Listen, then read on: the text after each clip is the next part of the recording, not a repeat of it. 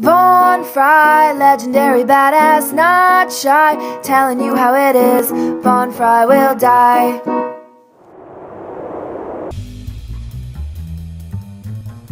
Okay guys, here's another movie I introduced. It's called The Hunt, from Denmark, directed by Thomas Vinterberg, starring Mads Mikkelsen. Now you've seen him over on NBC, playing Hannibal Lecter on their show, Hannibal, How Appropriate. Now look, this movie upset me for a few reasons.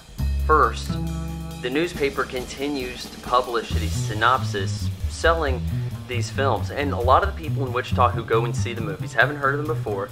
They pick up the Wichita Eagle and they see what it's about and they decide, oh, that sounds interesting, I'll go. All it says here is a man is accused of a crime in Denmark. Could get maybe it even mentions that he could be on the short list for an Oscar nomination. There's rumors of this.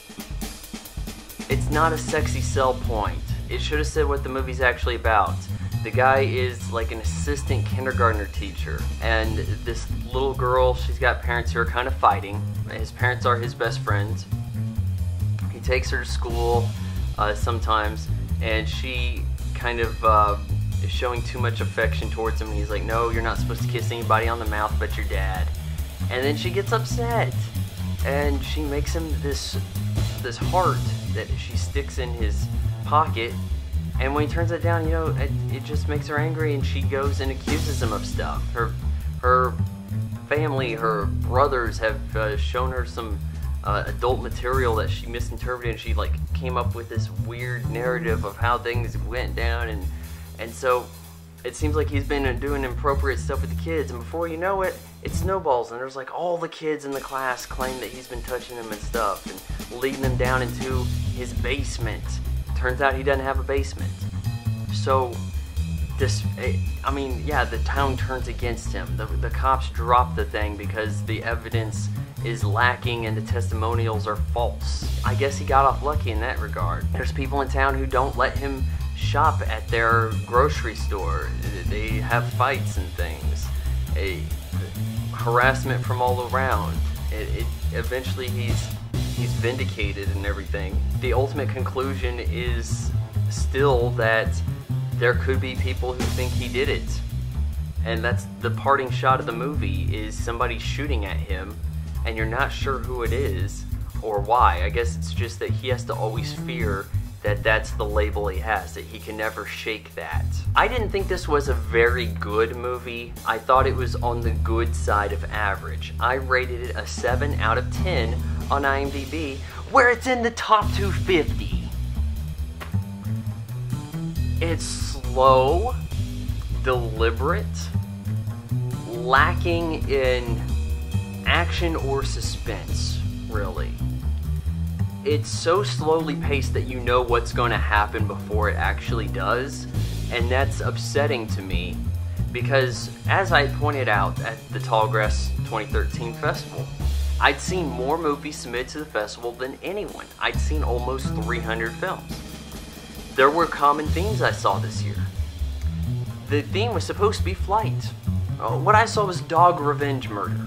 It's gotten to the point where if it's a drab drama, or heck, it could even be a horrible comedy, as I'm going to get to later. If somebody has a dog, the whole point of that dog's existence is to die in the movie, so that we get some kind of audience sympathy pull. It's not creative at all. It's played out.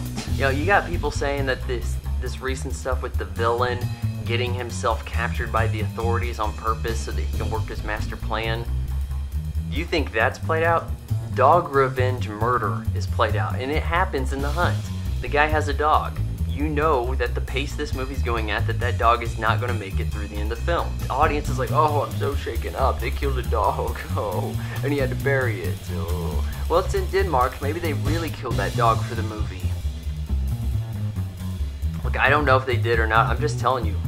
It's played out. If you're making a film and you think that killing the dog is going to get you some points, audiences are maybe unsympathetic at this point. They're like, okay, just get it over with. Yeah, you went that route again. You've got a odd, easy to misinterpret conclusion. A movie that feels very long and has a lot of dead space in it. There's a weird setup where this guy practically has a castle. This guy's one of his friends. He's the godfather of Mads Mikkelsen's character's son. And he's got like a castle, and he's not his best friend. Did we explain where this guy's money came from and why people are gathering there for the hunting season and all this? There really wasn't much to it. I just felt it was on the good side of average. If you saw it, let me know what you have to say. Do do do do do do do do do do.